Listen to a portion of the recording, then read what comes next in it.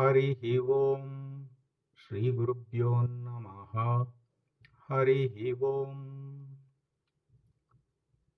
ॐ नमो भगवते स्वामिनिर्भयानन्दाय।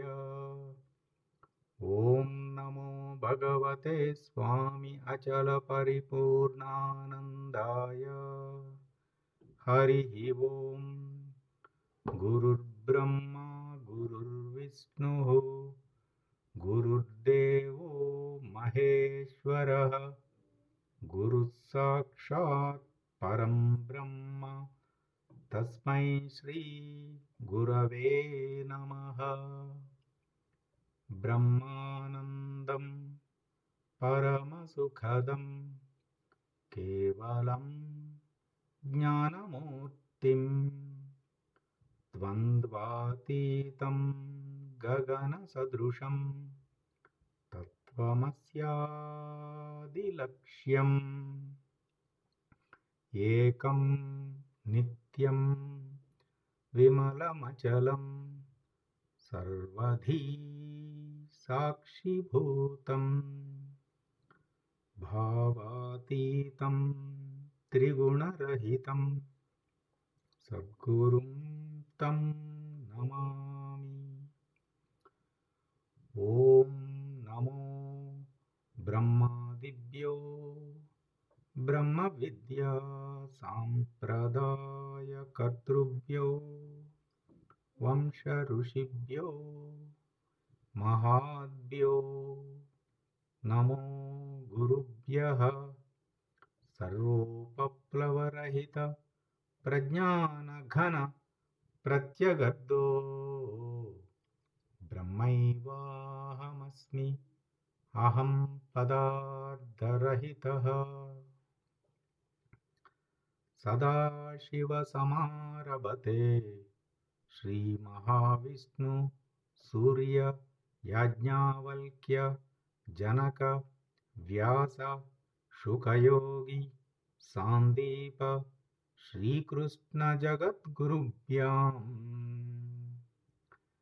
शङ्करभगवत्पादाचार्यमध्यमाम् श्रीधर शिवरामाख्य कृष्णदेशिकवराभ्याम्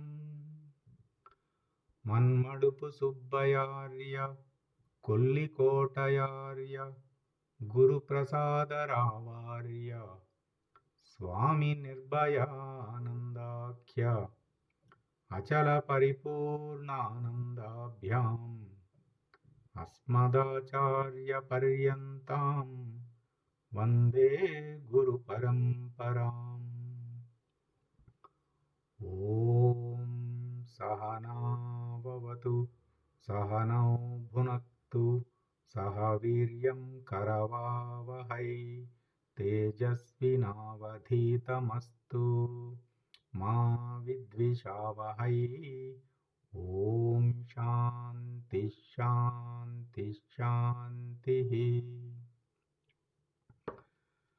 पूर्वमेव निरालम्बम् आग्नेयं च निर्गुणं तथा दक्षिणे नित्यशुद्धं चैव नैऋत्यो निरुपद्रवम् पश्चिमे निष्कलं चैव वायुव्ये च निरञ्जनम् उत्तरे च निराकाशो ईशान्यो निर्मलो भवेत् ऊर्ध्वश्च निराकारतः अधश्च निर्विकारतः अन्तर्बहिश्च सर्वत्र अचलोऽयं सनातनः। ॐ निर्भयानन्दाय विद्महे अचलपरिपूर्णाय धीमहि तन्नो परात्पर प्रचोदयात्। ॐ साईश्वराय विद्महे सत्यदेवाय धीमहि तन्नः सर्वः प्रचोदयात्। ॐ तत्पुरुषाय పురుషాయ విద్మహే మహాదేవాయ ధీమహి తన్నో రుద్ర ప్రచోదయాత్. ఓం సద్గురురూపాయ విద్మహే జ్ఞానబోధామృతాయ ధీమహి తన్నో శ్రీ విద్యాసాగర ప్రచోదయాత్.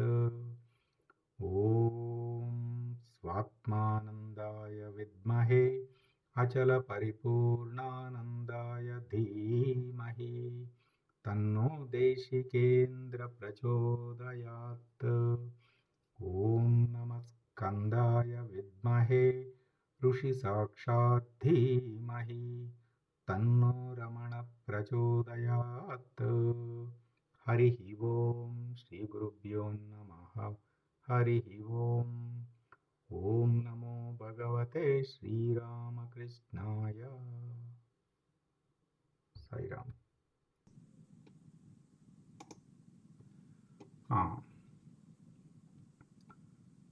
సాయిరామ్ అండి.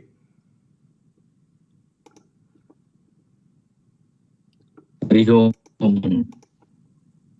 హరి ఓం. హరి ఓం అండి. హరి ఓం. ఈరోజు ఆత్మబోధ నిన్న మనము మొదలు పెట్టుకున్నాము కదండి. 6వ శ్లోకము మిగతా పార్ట్ చెప్పుకుందాము. సంసార స్వప్నతుల్యో హి రాగద్వేషాది సంకలః స్వకాలే సత్యవద్భాతి ప్రబోధే సత్యసద్భవేత్. ఇది సంసారమును స్వప్నంతో సమానంగా పోల్చి దాని వలన రాగద్వేషములు వచ్చి వాటి వలన బంధనంలో చిక్కుకుపోతున్నామని, ఆ సంసారము ఉన్న సమయంలో ఆ కాలంలో అది సత్యముగా కనిపించినప్పటికీ గురు ప్రబోధ జరిగినప్పుడు ఆ సత్యముగా కనిపించినది అసత్యముగా తెలుసుకుంటాం. సత్ అసత్ భవేత్. ప్రబోధ వలన ఆ సత్యము పాము కనిపించినప్పుడు పాముగా భావించిన అసత్యము ప్రబోధ జరిగాక లైట్ వేసేసాక ఆ సత్యము అసత్యం అయిపోయింది అన్నమాట. ప్రబోధే సత్య సద్భవేత్. ఇది ఇక్కడ మనకి నిజానికండి ఇది చాలా పై స్థాయి గురువాక్యం. మనందరము నిర్మల హృదయంతో ఏ ఒక్కరికో అందేది కాదు ఇది. మనందరము కూడా నిర్మల హృదయంతో గురువు గారిని ప్రార్థన చేసుకుని అందరం కలిసి సమిష్టిగా ప్రయత్నిద్దాం. ఎందుకంటే సాధన అంతా కూడా నిద్రలోనే ఉంది. నిద్రలో అతి భద్రముగా ఉన్నది నిజమైన విద్య. అది ఇట్టి అని చెప్పినవాడు నిజమైన శివయోగి. మెలకువ కళ వరకు మనం చెప్పేసుకున్నాం నిన్న. అదేం పెద్ద ఇబ్బంది లేదు. నిజానికి మెలకువకి కళకి పెద్ద తేడా లేదు. ఈ కర్మేంద్రియాలు జ్ఞానేంద్రియాలు ఇవన్నీ ఇంద్రియాలు అచేతనంగా ఉంటాయి అంతే. రెండు దాదాపు ఒకటే. అందరికీ అనుభవం కూడా, మెలకువ అనుభవం ఉంది, కళ అనుభవం కూడా ఉంది. దానివల్ల పెద్ద ఇబ్బంది ఏమి ఉండదు. అయితే ఈ నిద్ర అర్థం చేసుకోవాలంటే మనము అసలు నిద్ర అంటే ఏమిటి, అది అసలు ఎందుకు వస్తుంది, ఆ నిద్రలో అసలు సుఖం ఉందా? అది అవసరమా? అసలు ఎట్లా నిద్రపోవాలి? అసలు ఎట్లా మేల్కోవాలి? అంటే పుట్టినప్పటి నుంచి ఇప్పటిదాకా నిద్రపోతున్నాము, మేల్కొంటున్నాము కానీ గురువాక్య దృష్ట్యా గురువు చెప్పినట్లు ఎట్లా జరగాలి? మరి నిద్రలోకి జారుకోవటం అంటున్నారుగా, ఈ జారుకోవటం సంగతి ఏంటి అసలు? మరి అలా జారుకోకపోతే నా ఆరోగ్యం ఏమైపోతుంది? మామూలుగా స్వానుభవం ఏమిటి మనకి?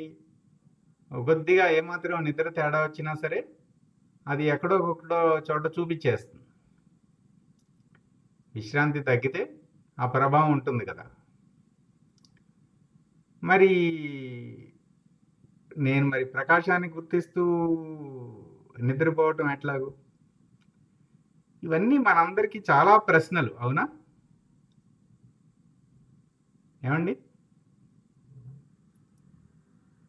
అవునండి. ఇది చాలా జాగ్రత్తగా చెప్పండి ఇందిరి గారు. అంటే ఇందులోనే ఉన్నాం అనుకోండి, తెల్లవారి 12 గంటల వరకు గురువుగారు బోధ వినో, ఈ బుక్కులు చదివో, ఇలాగా అందులో ఉంటే తెల్లవారు లేచినా కూడా నిద్ర లేమనేది తెలియబడదు. అది గమనించుకుంటే మంచిది, అటువంటి పరిణామం మంచిది. అంటే నేనేం చెప్తున్నానంటే అసలు ఏం జరుగుతుంది ఇప్పుడు? జ్ఞాన మార్గంలో ప్రతిదీ తెలిసే జరగాలండి. అర్థమైందా? ఏదోనండి అట్లా అయిపోయిందండి, ఇట్లా అయిపోయిందండి, బాగానే ఉందండి అనుకుంటే కుదరదు. మంచిదే, మీరు చెప్పింది మంచి పరిణామము, మంచి అనుభవమే. నేను అనుకుంటున్నాను, చూడండి, ఆ సాక్షి భావంతో ఉండే కదా మనం చదివిన పని చేసిన, ఆ సాక్షి భావంతో చేసినప్పుడు మనకి ఖర్చు అవ్వదు కదండి. మరి అప్పుడు శక్తి తిరిగి వస్తుందే కానీ అనిపిస్తుంది. కానీ అంటే ఖర్చు అవ్వదు. అంటే మనం దీన్ని ఒక సమగ్రంగా మనం అధ్యయనం చేసి విచారణ చేసి ఒక నిర్ణయం పొందవలసి ఉన్నది. అంటే అక్కడ మనం గ్రూప్లో 16 మంది ఉన్నాం. ఈ 16 మందికి 16 రకాల అనుభవాలు ఉంటాయి. అందరికీ ఒకలాగా ఉండవు.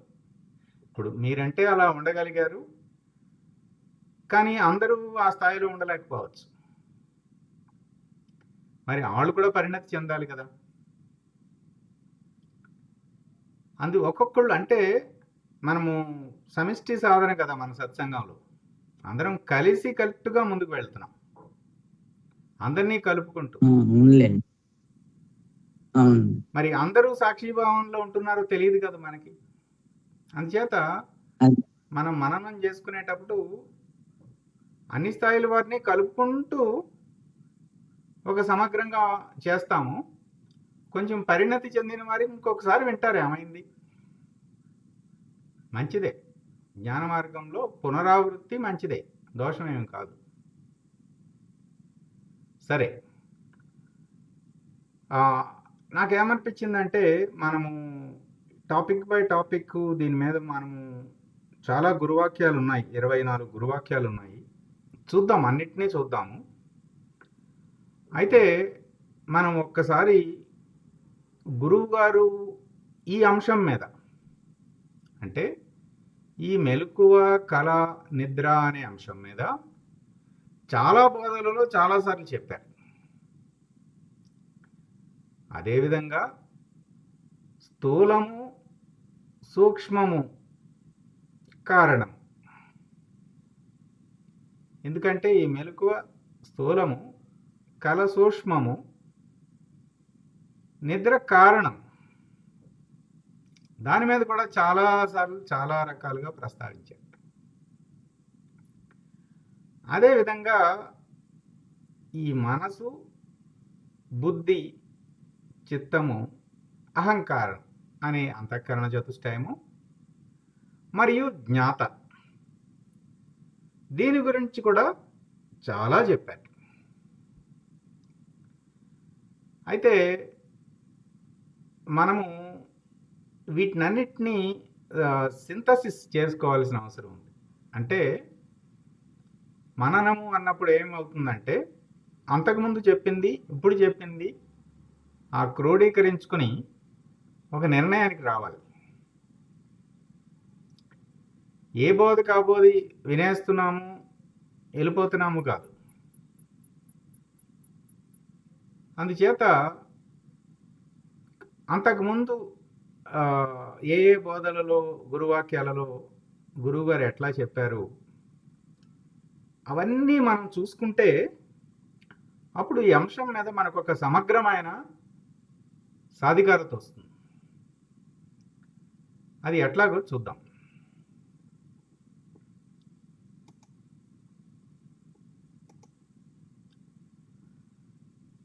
ఇప్పుడు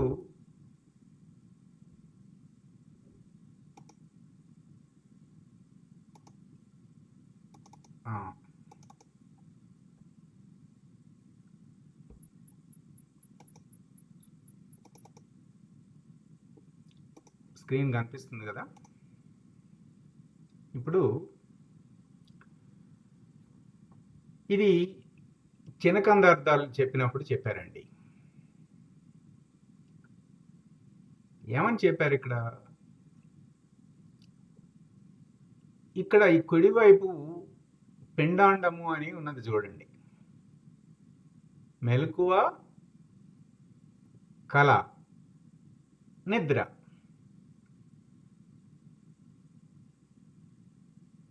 పిండాండంలో ఈ మెలకువ, కళ, నిద్ర ఉన్నాయి. అవస్థాత్రయం. వీటికి సాక్షిగా ఉన్నాడు త్రిపుటి కదా ఇది. ఈ త్రిపుటికి అవస్థాత్రయమునకు సాక్షి పిండాండ ఏమిటండి? క్షరపురుషుడని ఉందండి. క్షర పురుషుడు కనిపిస్తుందిగా. ఇది నేను కనిపిస్తుంది. క్షరపురుషుడు కనిపిస్తుంది.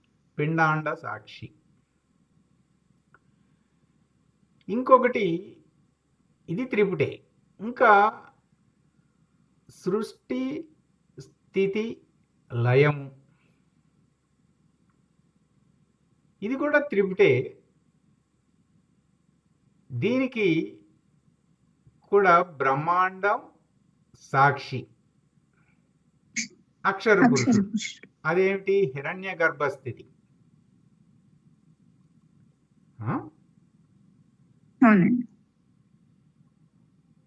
ఇదంతా కూడా ఒక బ్రహ్మాండం, ఖండ ఎరుక. ఇట్లాంటి బ్రహ్మాండములు ఈ విశ్వమునందు కొన్ని కోట్లు ఉన్నాయి. అది విశ్వాండం. ఆ కృష్ణ బెలమునందున్న శూన్యము నుండి చూడండి, ఇటు ఎడమ వైపు చూడండి, కృష్ణతత్వం. కృష్ణతత్వం అంటే కృష్ణ బెలము, కృష్ణతత్వము. ఈ కృష్ణతత్వంలో అక్కడంతా కృష్ణ బెలం అంటే అది నల్లగా ఉంటుంది, చీకటి కాదు. అది చీకటి కాదు, శూన్యంగా ఉంటుంది. అంటే ఏముండదు అక్కడ.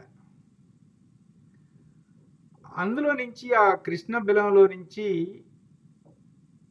బ్రహ్మాండములు విసిరివేయబడుతున్నాయండి, బయటికి ఉద్భవిస్తున్నాయి. అట్లాగే మింగివేయబడుతున్నాయి కూడా. ఉత్పత్తి లయం, ఉత్పత్తి లయం, ఉత్పత్తి లయం అవుతుంది. ఆ మధ్యంలో ఆ ఉత్తమ పురుషుడికి అక్కడ ఆ టైం వేరు, మన టైం వేరు. అంటే ఏంటండి? కాలంలో వ్యత్యాసం ఉంటుంది. ఇప్పుడు పితృలోకాల్లో వాళ్ళకి ఒకరోజు మనకి సంవత్సరం అయిపోట్లా. అక్కడ ఉత్పత్తి లయమే జరుగుతుంది, కానీ మనకిక్కడ మధ్యలో ఈ స్థితి కూడా ఉంది మనకి. అంటే ఒకానొక కాలంలో ఆ శూన్యం నుంచి ఒక బ్రహ్మాండం వచ్చింది. మళ్ళా ఒకానొక కాలంలో అయిపోయింది. అంటే ఆ శూన్యం నుంచి ఒక సంకల్పం వచ్చింది. బ్రహ్మాండం వచ్చేసింది అంతే. శూన్యం ఒకానొక కాలంలో ఆ శూన్యం నుంచి ఒక సంకల్పం వచ్చింది, బ్రహ్మాండం వచ్చేసింది, మళ్ళీ లయమైపోయింది. ఎక్కడ చెప్పుకుంటున్నామండి ఇది మనం? విశ్వాండం దగ్గర. కృష్ణతత్వం, ఉత్తమ పురుషుడు. ఈ సంకల్పము, శూన్యము, కాలములు లేకుండా కూడా పోతే లేని ఎరుక అయిపోతుంది. ఆ లేని ఎరుకను కూడా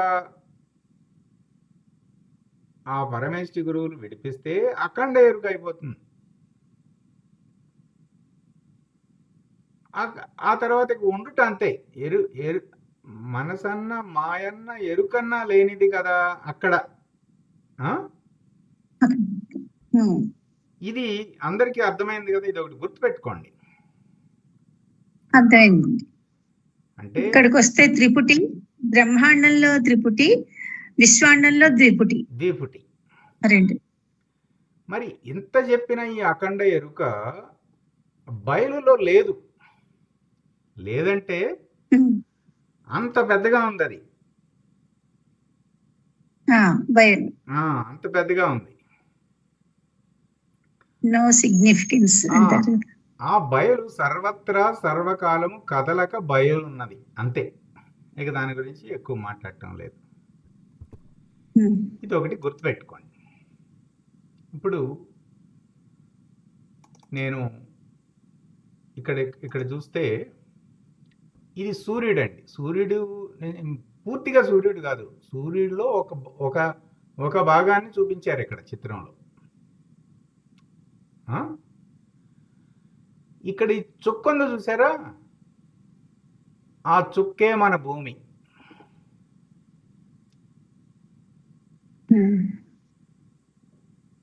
అంటే ఆ భూమి మీద బెంగళూరు, హైదరాబాదు ఇవన్నీ ఉన్నాయి భారతదేశంలో. దాని మీద మనం ఒక పెద్ద హీరో మాట. చూడండి అంత అజ్ఞానం. అంటే భూమే లెక్కలేదు. సూర్యుడు పూర్తిగా చూపించలేదు అసలు. ఇంకా భూమి అందులో ఒక చుక్క కూడా రాము మనం. అట్లా ఆ మహత్తత్వం బయలునందు లేనిది. సరే, ఇది ఒకటి. ఇంకొకటి, ఇది అవతార్ మెహర్ బాబా గారు గాడ్ స్పీక్స్ అనే పుస్తకంలో మొదటి అధ్యాయంలో చెప్పారండి ఇది. అయితే ఇది మనం ప్రస్తావించుకుంటే మంచిదే అని చెప్పేసి ఇక్కడ కూడా ఉంచడం జరుగుతుంది. అంటే మనకి ఒక సమగ్రమైన అవగాహన రావాలి. మనం దేని మీద మాట్లాడుకుంటున్నాం రోజు సత్సంగంలో, ఏ అంశం మీద మాట్లాడుకుంటున్నాము, ఏమి జరుగుతుంది, ఏ అంశం నుంచి ఏ అంశానికి వెళ్తున్నాము, పైకి వెళ్తున్నామా, కిందకి వస్తున్నామా, ఎటు నుంచి ఎటు వెళ్తున్నామో తెలియాలి.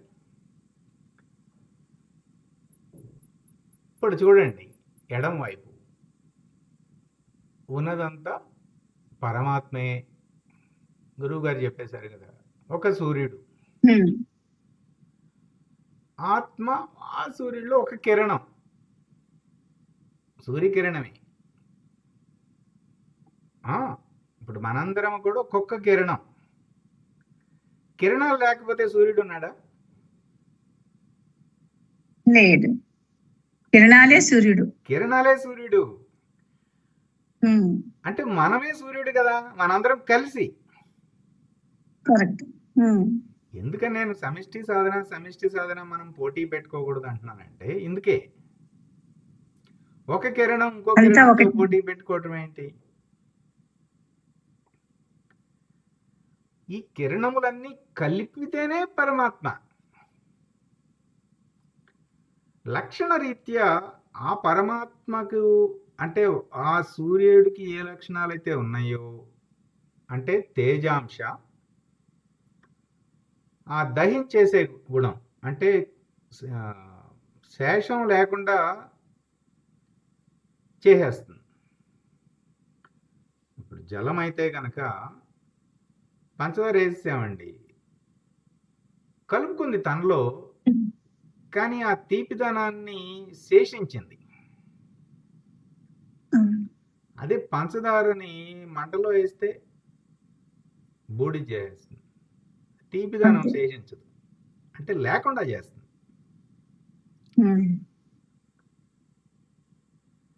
ఇక్కడ ఆ ఆ రెండు లక్షణాలు, ఒకటేమిటి ప్రకాశం వెలుతురునిస్తుంది, ఇంకోటి ఏంటి ఆ శోషింపజేస్తుంది, లేకుండా చేస్తుంది. ఇది ఇలా ఉండగా అసలు ఈ జీవుడు, ఈ ప్రపంచం ఎట్లా వచ్చింది అసలు అంటే దానికి మెహర్ బాబా చెప్పారండి. ఏం చెప్పారంటే, నాయనా నీకు జన్మాంతరముల చేత ఈ ఆత్మ చైతన్యమునందు కొన్ని ఆచ్ఛాదనలు పడినాయి.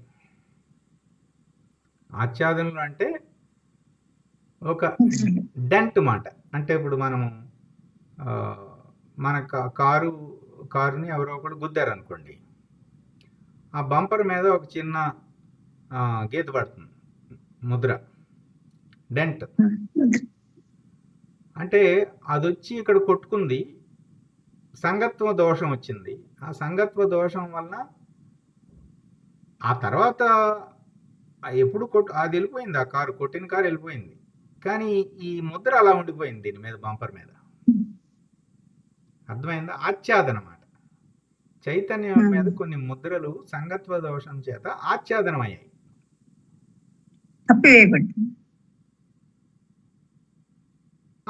అట్లా కూడా అనుకోవచ్చు. అంటే కొన్ని ముద్రలు ఉన్నాయి ఆ చైతన్యం మీద. అంటే చైతన్యము శుద్ధ చైతన్యముగా ఉండకుండా దాని మీద కొన్ని ఉన్నాయి. ఇప్పుడు గోడ మీద మేకు కొట్టారండి, ఆ తర్వాత మేకు తీసేశారు, కానీ ఆ కన్నం అలాగే ఉంటది కదా, కొట్టారు, మిగిలిపోతుంది, పడిపోయిందిగా. అట్లాగే మనం అంతకు ముందే చెప్పుకున్నాం 3 E's. ఎవరైనా చెప్తారా? Environment, education, experiences. అంటే మనం ఎక్కడ పుట్టాము, ఏ నేపథ్యంలో పెరిగాము, మనకి ఎటువంటి విద్య అందించబడింది ఈ పెరిగే క్రమంలో, ఆ తర్వాత మన జీవనంలో ఎటువంటి అనుభవాలు పొందాము, ఇవన్నీ మనందరికీ ఒక్కలాగా లేవు. కనుక ఆ చైతన్యం మీద ముద్రలు కూడా ఒక్కలాగా లేవు, ఎవరికి వారివి. స్థూల ముద్రలు, సూక్ష్మ ముద్రలు, కారణ ముద్రలు పడిపోయినాయి. అంటే స్థూలం అంటేనేమో బాగా గట్టిగా, సూక్ష్మం అంటేనేమో మనసు దగ్గర, కారణం అంటేనేమో చిత్తం దగ్గర, చిత్తవృత్తుల దగ్గర. ప్రస్తుతానికి అలా గుర్తుపెట్టుకుందాం. తర్వాత శ్లోకాల్లో ఈ కర్మత్రయం అన్నిట్లో వివరంగా వస్తుంది. ఈ వచ్చేసరికి ఏమైందంటే, ఈ ఆత్మ ఈ ముద్రల అనే ఫిల్టర్స్ లో నుంచి చూడటం మొదలుపెట్టింది.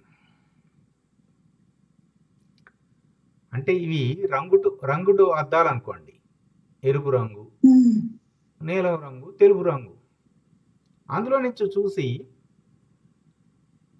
తనను తాను ఆత్మగా గ్రహించకుండా శివుడిగా. ఆ ముద్రలతో చూస్తుంది. అది దాని వలన నిజానికి తన ఆత్మ కదా, అది కనపడకుండా తనను తాను శరీరముగా చూసి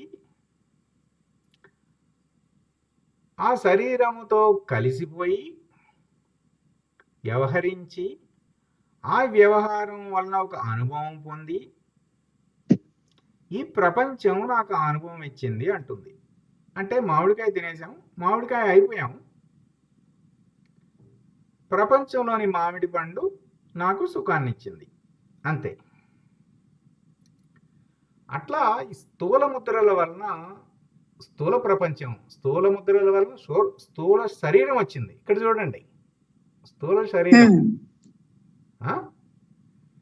అవును. సూక్ష్మ ముద్రల వలన సూక్ష్మ శరీరం, కారణ ముద్రల వలన కారణ శరీరం, 3 శరీరాలు ఏర్పడిపోయినాయి. ఆ స్థూల శరీరం వలన స్థూల ప్రపంచము, సూక్ష్మ శరీరం వలన సూక్ష్మ ప్రపంచము, కారణ శరీరం వలన కారణ ప్రపంచము ఏర్పడ్డాయి. నిజానికి ఇది ఉందా? అసలు లేదు. ఆ పరమాత్మకి నీడ ఈ ప్రపంచం, ఈ ఆత్మకి నీడ ఈ స్థూల సూక్ష్మ కారణములనే జీవుడు. నీడ ఎందుకు వచ్చింది? ఆ నీడ అంటే ఇదిగో ఈ ముద్రల వలన వచ్చింది. ఇక్కడ వరకు అందరికి అర్థమైందా? అర్థమైందండి. ఇప్పుడు గురుదేవులు ఏం చెప్పారు? నాయన, నువ్వు మార్చుకోవాల్సింది నీ దృష్టిని. ఆ కళ్ళద్దాలకి ఆ రంగు ఫిల్టర్లు ఉన్నాయి కదా, అవి తీసేసాయి. ఒక్కసారి అవి తీసి చూడు, దృష్టి మార్చుకో అని చెప్పారు. కానీ మార్చుకోవాలంటే ఏం చేయాలి?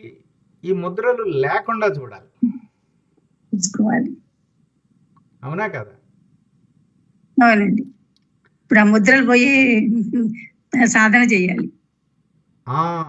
అంటే ఈ మనసులో ఉన్న భావనామయ ప్రపంచం, మరి అంతకుముందు ఎక్స్పీరియన్సెస్, ఎడ్యుకేషన్, ఎన్విరాన్మెంట్ బట్టి, మన జీవన నేపథ్యం, జీవనానుభవాలు, మన విద్య బట్టి చాలా అనుభవాలు గూడు కట్టుకుని ఉన్నాయి కదా లోపల.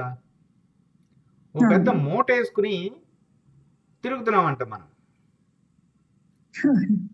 ముద్రల మూట వేసుకుని తిరిగేవాడే జీవుడు. ముద్రలన్నీ ఒక గోన సంచిలో వేసుకుని తిరుగుతున్నాడు అంటండి వీడు. అంతే. ఇప్పుడు ఏం చేయాలి? ఈ ముద్రలన్నింటినీ లేకుండా చేసుకుంటే గాని ఆ కళ్ళద్దాలు మారవు. ఆ ముద్రలు ఉన్నంతకాలం ఆ ప్రపంచం కనిపిస్తూనే ఉంటుంది.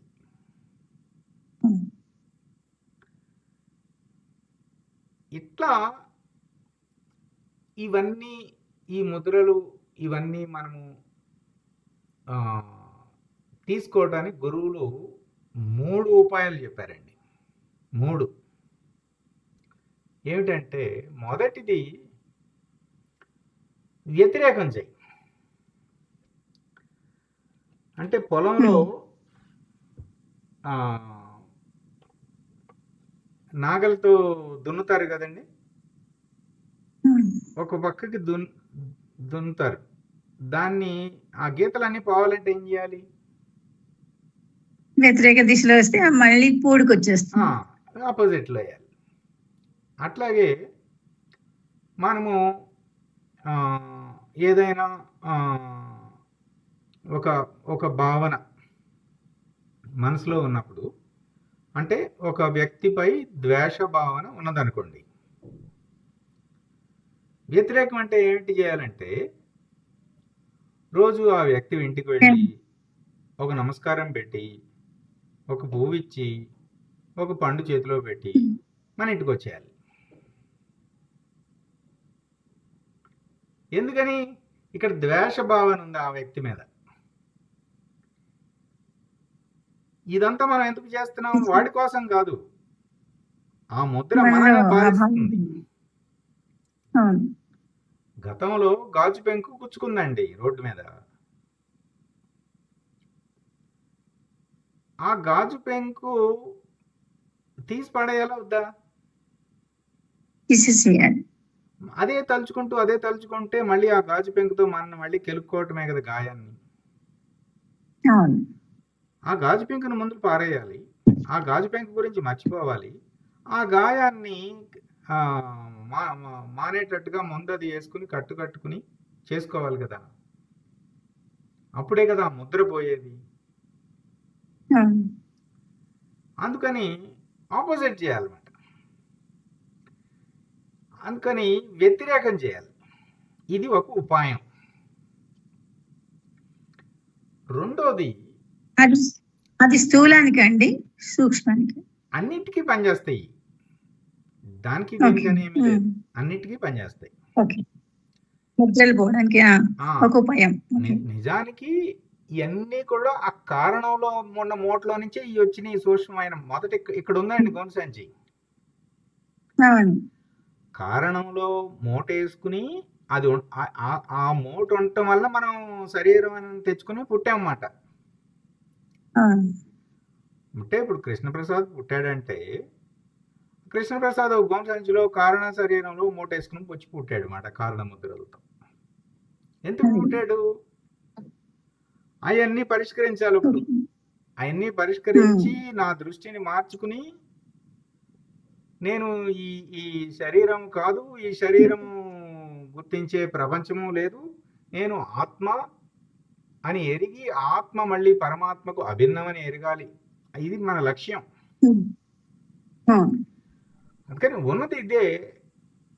ఏం చేస్తున్నామంటే రోజు మనం పొద్దునే లెగిసి ఆ మూటలో నుంచి ఒకటి తీసుకోవటం.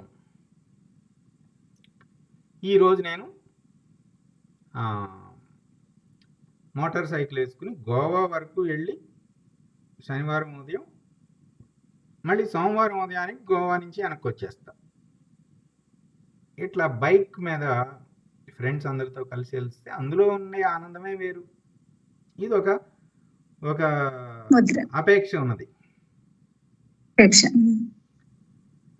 అందులోంచి ఒకటి తీసుకొచ్చి దాన్ని పొందే స్థూలంలోకి తీసుకొచ్చేసి మోటార్ సైకిల్ వేసుకుని వెళ్ళాం, వచ్చేసాం, అయిపోయింది. దీనివల్ల ఇబ్బంది ఏమిటండి? ముద్ర ఏర్పడిపోతుంది. ఇంకోసారి ఇంకో చోటికి వెళ్ళాలని ఇంకొక డెంట్ పడింది. మళ్ళీ అనుభవపూర్వకంగా మళ్ళీ ముద్రలు ఏర్పడిపోతుంది. మళ్ళీ పడింది కొత్త ముద్ర. ఇది సరేనండి. వెళ్ళేంత డబ్బులు లేవు, అంత టైము లేదు. ప్రకృతి మాత ఏం చేస్తున్నప్పుడు ఆ కలలో గోవా వెళ్ళిపోతాం ఎన్ఫీల్డ్ బైక్ మీద. సూక్ష్మంలో జరిగిపోతుంది. అది ముద్రే, అక్కడ కూడా కలిసి ఉంది. ఇక ఇది కూడా కుదరలేదండి. అలిసిపోయాం. ఇక ఆ మూటలో కూర్చుని నిద్రలో సొలసి నిద్రలోకి జారిపోతాం. మళ్ళీ లేవగానే మళ్ళీ మూట ఉంటుంది, ఎదురుగా అన్నీ ఉంటాయి, మళ్ళీ కథ మామూలే. ఇది మన జీవితం. గురువు ఏం చెప్పారంటే, ఇదంతా అయ్యేది కాదు నాయన, నువ్వు ముందు అసలు ఈ మూటకి నాకు ఏమీ సంబంధం లేదని చెప్పు. నువ్వు విలక్షణంగా ఉండు. ఈ స్థూల శరీరానికి, సూక్ష్మ శరీరానికి, కారణ శరీరానికి నీకు ఎట్టి సంబంధము లేదు. నువ్వు ప్రకాశము, నీకు అసలు ప్రకాశము ధరించిన వాడివి నువ్వు. అసలు ఆ కారు నీదే కాదు అసలు. అది నీదే కాదన్నప్పుడు దానికి ఏవైతే ఇంకా అనుభవానికి మనకేం ఉండదు కదా.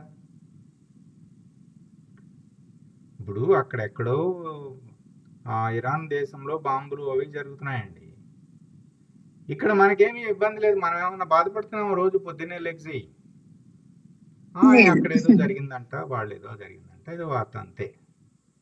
అదే దాన్ని మనమేమి ప్రభావితం అవ్వట్లేదు, సంగత్వ దోషం చెంది. ఎందుకంటే అది మన దేశం కాదండి, అది వేరే దేశం, అంతే కదా.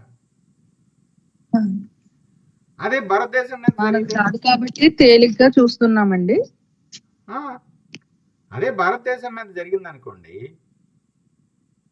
ఇక అమ్మో ఇప్పుడు ఇవాళ విజయవాడలో పడుతుందో రేపు హైదరాబాద్లో పడుతుందో ఎక్కడో తెలియదు. మనం ఏదన్నా అక్కడన్నా పట్టణాల్లో ఉంటే మహాప్రమాదం, పల్లెటూళ్ళకి వెళ్ళిపోదాము, ఇవన్నీ వస్తాయి ఆలోచనలు. అంటే మొదట అది నేను కాదు అంటే అసలు చాలా తేలిక మాట. నువ్వు శరీరం కాదు, శరీరత్రయ విలక్షణ, పంచకోశ వ్యతిరిక్త అంటే ఇదే ఈ సూత్రం. ఆ గురువాక్యాన్ని నమ్మి దానికి విలక్షణంగా ఉంటే రెప్పపాటులో ఆత్మగా ఉండిపోవచ్చు. అవకాశం ఉంది. ఏది పిల్లకి బయట ఉన్నట్టుంది. కానీ అలా అంత బలం సరిపోవడం లేదు. ఎందుకనంటే ఇప్పుడు మన గురువాక్యానికి వద్దాం. మనము ఏం చేశామంటే ముద్రల మూట ఎక్కడుందండి? ఇక్కడ ఉంది. చిత్తవృత్తులు కారణ శరీరంలో ఉంది. మనము మన తెలివి బలం అంతా ఎక్కడుందండి? మెలకువలో ఉంది, కలలో ఉంది. నిద్రలో చాలా బలహీనంగా ఉన్నాం మనం. అంటే సంధ్యా సాధన చేస్తున్నాము, మంచి జ్ఞాత స్థితిలో నిలకడక చెందుతున్నాము. ఎట్టి పరిస్థితుల్లోనూ నోటెమ్మట అపసవ్య వాక్కు రాదు, ఏమీ ఆలోచన రాదు, ఎవరిని ఏమీ ఇబ్బంది పెట్టము. ఎందుకంటే ఆ సాధన ప్రభావం బలంగా ఉన్నాం. బలం ఉంది, ప్రకాశ బలం, జ్ఞాత బలం ఇక్కడ ఉంది. కొంతవరకు కలలో కూడా ఉన్నది, కానీ అప్పుడప్పుడు కొన్ని తీవ్రమైనవి కలలో కూడా వస్తూ ఉంటాయి, నెమ్మదిగా తగ్గుతూ ఉంటాయి. కానీ నిద్ర అది మామూలుగానే ఉంది. ఆ మూట అలాగే ఉంది, అది ప్రభావం చూపిస్తూనే ఉంది. అంటే బలహీనంగా ఉన్నాం ఇక్కడ మనం. అంటే మన తక్షణ కర్తవ్యం ఏమిటి? ముందు దీన్ని ఇక్కడ నిద్రలో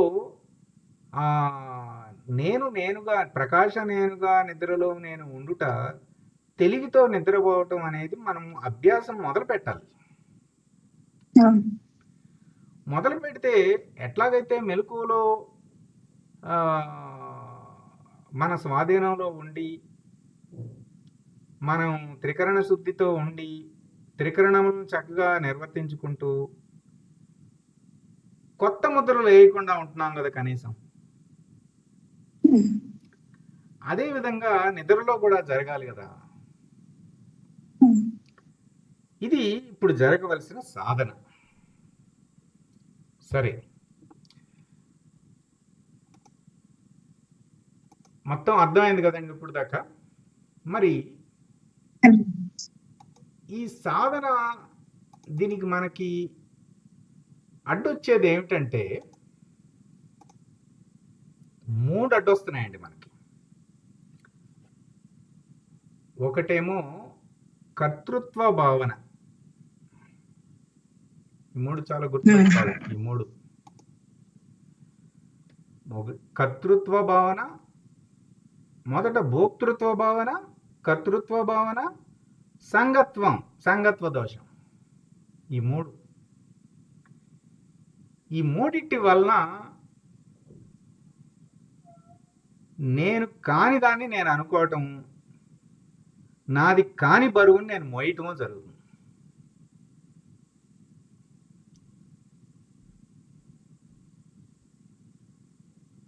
నేను శరీరం కానన్నప్పుడు నేను ఈ ఉపాధి కాదు కదా. అప్పుడు ఈ ఉపాధితో జరిగిన సంబంధ బాంధవ్యాలు, ఆ వ్యవహారాలు, ఆ అనుభవాలు నాయి కాదు కదా, ఉపాధి అవి.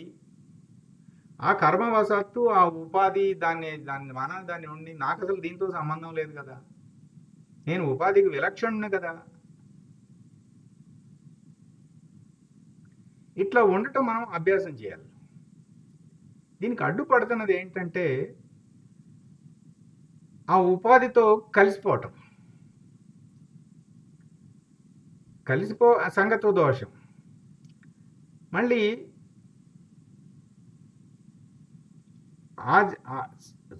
సూర్యనారాయణుడు ఈ సృష్టి మొత్తం నడిపిస్తూ ఉంటే, సూర్యమండలాన్ని దాని చుట్టూ తిరుగుతున్న అన్ని గ్రహాలని ఆయన నడిపిస్తుంటే, ఆ భూమి మీద ఆ భారతదేశంలో ఎక్కడో ఒక చిన్నవాడి నువ్వు నేను చేశానంటావేంటి?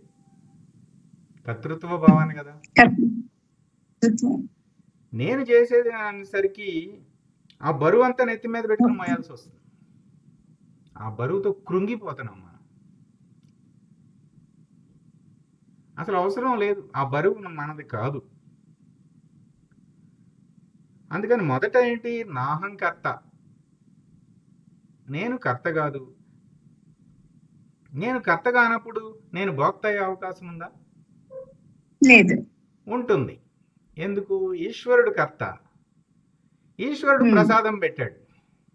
ఈరోజు ఈశ్వరుడు ప్రసాదం పెట్టాడు. ఈశ్వరానుగ్రహంగా తీసుకోవాలి. ఈశ్వరానుగ్రహంగా తీసుకుంటున్నాం కదా. అక్కడ సంగత్వ దోషం లేకుండా తీసుకుంటే భోక్తృత్వ భావన కూడా ఉండదు. అంటే నాలో ఉన్న వైశ్వనరుడికి ఇది అర్పించడం అవుతుంది. నేనుగా ఉన్నాను. ఇట్లా ఈ మూడు, కర్తృత్వ భావన, భోక్తృత్వ భావన, ఈ సంగత్వ భావన, ఈ మూడు కూడా మనసు పరిధిలో అయ్యాయి కదా.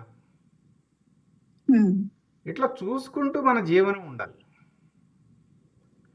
మరి అలా ఉండాలంటే ఉపాయం ఏం చెప్పారంటే, ఇప్పుడు చూడండి, ఇక్కడ కాళీమాత, ఈ చిత్రంలో కాళీమాత ఉన్నదండి.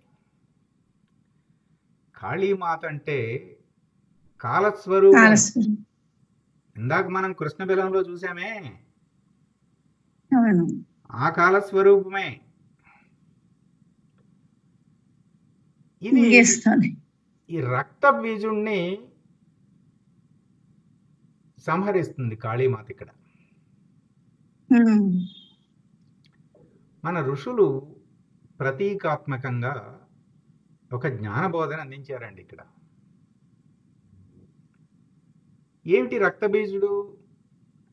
వాడి రక్తము నేల మీద పడితే అందులో నుంచి 1,00,000 మంది రక్తబీజులు వచ్చేస్తారు. ఎన్ని బిందువులు వస్తే అంతమంది వచ్చేస్తారు. అందుకని జగన్మాత కాళీమాత ఏం చేసిందంటే, తన నాలికని బయటకు తీసి దాన్ని చాలా పెద్దగా చేసేసి ఆ కత్తితో అతన్ని సంహరించి, ఎక్కడెక్కడైతే అతని రక్తము చిందుతుందో అక్కడ తన నాలికతో తన లోపలికి లాకేసుకుంది.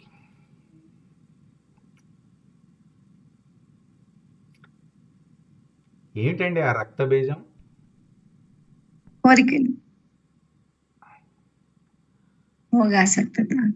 మనం నిద్రా సుఖం అనుభవిస్తున్నాం కదా, ఆ నిద్రా సుఖం యొక్క బిందువులు ఎన్ని చిందితే అన్ని విషయ సుఖాలు పుడుతున్నాయి. మనము విషయ సుఖం అనుకుంటున్నాం కదా ఇంద్రియాలతో.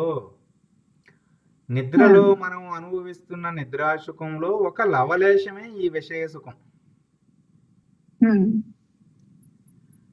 మరి నిద్రాసుఖాన్ని బాగా త్రిపుడితో అనుభవించేసి తాదాత్మ్యతో కలిసిపోయి చేసేసాం కదా ఇంతకాలం. అంటే పుట్టినప్పటి నుంచి పోయే వరకు మనం దేవీ భాగవతంలో చెప్పబడిన రక్తబీజుని వలె జీవించాము. ఇప్పుడు దాకా రక్తబీజుడు మనమే, ఆడెక్కడో లేడు, మనమే రక్తబీజుడు. ఆ జగన్మాత, ఆ కాళీమాత కూడా మనలోనే ఉన్నది. దైవీ శక్తి ఉన్నది, అసుర శక్తి ఉన్నది మనలో. గురు కృప చేత మనము ఆ దైవీ శక్తిని ప్రేరేపించి ఆ అసుర శక్తిని నిర్వీర్యం చేయాలి.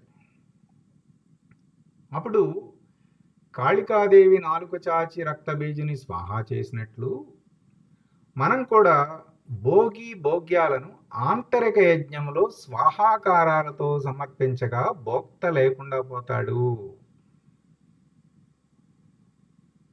అర్థమైందండి? అంటే మనం అంతర్యాగం చేయాలి. అంటే అంటే ఇప్పుడు మనం పౌర్ణమి సత్సంగానికి మనం గురువు గారు యాగం చేపిస్తున్నారు కదా. అదిగో అక్కడ సంజయ్ గారు కూడా జాయిన్ అయ్యారు. సంజయ్ గారు అంతా యజ్ఞానికి సహాయం చేస్తూ ఉంటారు. అన్ని అవి తీసుకురావటం, ఇవి తీసుకురావటం. ఆ కట్టెలు, ఆ ద్రవ్యములు ఏమిటి? ఈ మన ముద్రలు, మన అపేక్షలు, మన వాసనలు, మన సంస్కారాలు, మన అహంకారాలు, ఇవన్నీ స్థూలము, సూక్ష్మము, కారణం, అన్ని ఎన్ని రకాలు ఉన్నాయండి యజ్ఞ ద్రవ్యాలు, ఎన్ని హోమ ద్రవ్యాలు ఉన్నాయి, రకరకాలు. మన అపేక్షలు కూడా ఎన్ని ఉన్నాయి. చివరికి పూర్ణాహుతి పెద్ద గుమ్మడికాయ. ఇది ప్రతీకాత్మకంగా కర్మ మార్గంలో జ్ఞానపూర్వక కర్మాచరణ పద్ధతిలో మన సనాతన సాంప్రదాయంలో చెప్పబడింది. ఇదే పద్ధతిని జ్ఞాన మార్గంలో గురుదేవులు అంతర్యాగము అనే ఒక బోధ ఉన్నదండి. అందరూ వినండి.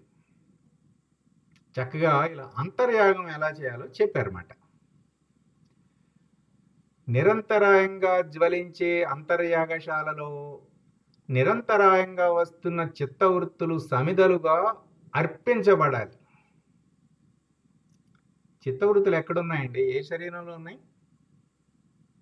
స్థూలమా, సూక్ష్మమా, కారణమా? కారణంలో ఉంటాయండి. కారణం ఎక్కడ మనకి? మెలకువలా, కలలోనా, నిద్రలోనా? నిద్రలోనే. మరి నిద్రలో మనం సాధన జరగాలి కదా. అందుకని వచ్చిందండి సమాధి నిష్ట. ఎందుకది అంత ఇంపార్టెంట్ అంటే, ఆ నిద్రలో ఈ సాధన జరిగితే గాని ఆ అంతర్యాగం జరిగి ఆ చిత్తవృత్తులు సమిదలుగా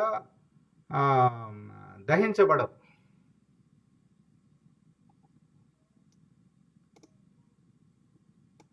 ఇప్పుడు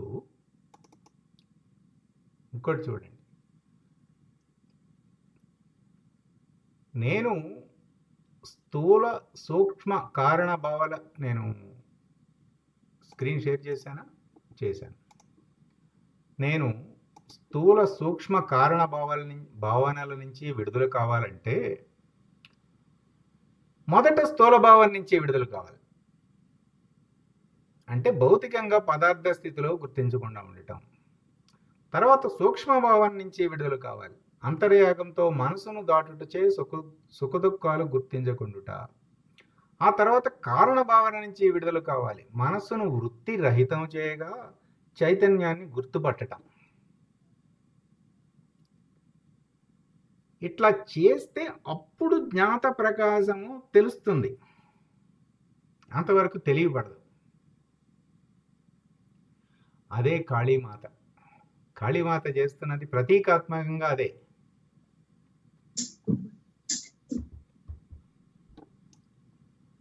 అంటే మన గొడవ అంతా ఏమిటంటే, మనం ఏం చేస్తున్నామంటే చైతన్యము, ప్రకాశము, ఇదేమో కరెంట్, ఎలక్ట్రిసిటీ అండి. ఎలక్ట్రిసిటీ. ఈ ఫ్యాను చైతన్యం అంటే ఎలక్ట్రిసిటీ. ఎలక్ట్రిసిటీ ఎప్పుడన్నా లైట్ బల్బ్ అయిపోతుందండి? అవ్వదు. అవదు. అవదు. ఆ బలుబు సరిగ్గా ఉంటే ఎలుగుతుంది, బలుబు సరిగ్గా లేకపోతే ఎలగదు, అంతే. ఈ శరీరానికి ఆ అవయవాలన్నీ పనిచేస్తున్నాయి అనుకోండి, ఆ చైతన్యం ఈ శరీరాన్ని కూడా వెలుతురుతో నింపుతుంది. లేదంటే అది అది అవయవాలన్నీ పాడైపోయినాయి అనుకోండి, ఎలగదు కదా. కానీ చైతన్యం ఎప్పుడు శరీరంతో కలవదు. కరెంట్ ఎప్పుడు బల్బు అవ్వట్లేదుగా. ఒకే రకం ఉండలేను కదండి. కానీ మనము సంగత్వ దోషం చేత మనం బల్బు అయిపోతున్నాం, మనసు అయిపోతున్నాం, బుద్ధి అయిపోతున్నాం, చిత్తం అయిపోతున్నాం, అహంకారం అయిపోతున్నాం. చైతన్యముగా ఉండవలసింది తాదాత్మ్యత చెందుతున్నాము, సంగత్వ దోషం చెందుతున్నాం. అర్థమైందండి? అర్థమైంది. సంగత్వం ఇక్కడికి వచ్చింది. ఇప్పుడు ఒక్క వాక్యం నేను చెప్తాను, ఆ వాక్యాన్ని రేపటి సెషన్ వరకు కూడా బాగా మననం చేయండి బాగా. ఇది నవంబర్ 29, 2020 కార్తీక పౌర్ణమి నాడు. ఆ రోజు గురువు గారికి ఆరోగ్యం ఏమాత్రం బాగాలేదు. మంచం మీద పడుకునే ఏదో ఒకటి చెప్పాలి వీళ్ళకి, ఏదో ఒకటి చెప్పాలి అని అలా పడుకుని చెప్పేటప్పుడు మాటలు కూడా రాక మధ్యలో ఆగిపోయింది మాట. ఆయన కూడ తీసుకుని మరీ చెప్పారు ఆ రోజు. చాలా ముఖ్యమైన మాటలండి ఆ రోజు. ఇక్కడ ఒక మాట వేశారండి, మాటలు ఉడిగినటువంటి మనస్సుని, సంకల్పాలు ఉడిగినటువంటి బుద్ధిని, వాసనలు ఉడిగినటువంటి చిత్తాన్ని ప్రజ్ఞా ప్రకాశ స్థితిలో పొందాలి. ఇలా ఎవరైతే నిలుపుకోగలుగుతారో దీనికి సమాధి స్థితి అని పేరు. మాటలుడిగిన మౌనం అనాహత చక్రంలో నడుస్తుంది, సంకల్పాలుడిగిన బుద్ధి ఆజ్ఞాచక్రంలో నడుస్తుంది, వాసనలుడిగిన చిత్తం సహస్రారంలో నడుస్తుంది. అక్కడే ప్రజ్ఞా ప్రకాశాన్ని కూడా పొందొచ్చు. ఈ ప్రజ్ఞా ప్రకాశంలో ఎవరైతే సమాధి నిర్ణయం పొందినవుతారో వాళ్ళు ఈ పౌర్ణమి నిర్ణయాన్ని పొందిన వాళ్ళు అవుతారు. కాబట్టి పౌర్ణమి సత్సంగాన్ని జాగ్రత్తగా ఇటువంటి నిర్ణయాన్ని పొందటానికి వినియోగించుకోండి అని చెప్పేసి, ఉంటూ ఓపిక లేకపోయినా ఎట్లాగో కొన్ని మాటలు చెప్పాలి అని ఆ రోజు చెప్పారండి కార్తీక పౌర్ణమి నాడు. ఇది నేను గ్రూప్లో పెడతాను. నేను బాగా మననం దీన్ని బాగా చేయండి. చేస్తే నిదానంగా మనము చూసుకుని ఇవన్నీ అసలు ఏమిటి, ఏం జరుగుతుంది అని మనం సమగ్రంగా మనం అధ్యయనం చేయాలి. ఈ 6వ శ్లోకానికి కొంచెం ఎక్కువ సమయం పడుతుంది. అలాగే అందరూ కూడా చాలా అలర్ట్గా బాగా ప్రాక్టీస్ చేయాలండి, బాగా వినాలి, అలర్ట్గా ఉండాలి, విచారించాలి. అలాగే మీరు చేసినవి కూడా గ్రూప్లో షేర్ చేయండి. ఒక్కొక్కరికి ఒక్కొక్క మాట తెలుస్తుంది, అందరికీ ఉపయోగపడుతుంది. ఇప్పుడు పూర్ణ మంత్రము.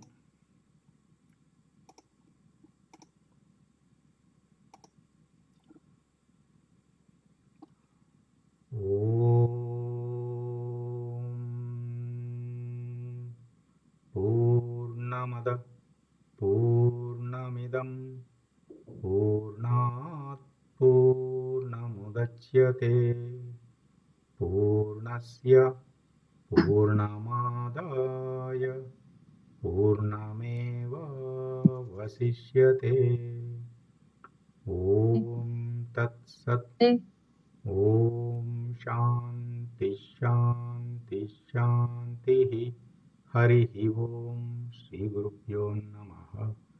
హరి ఓం.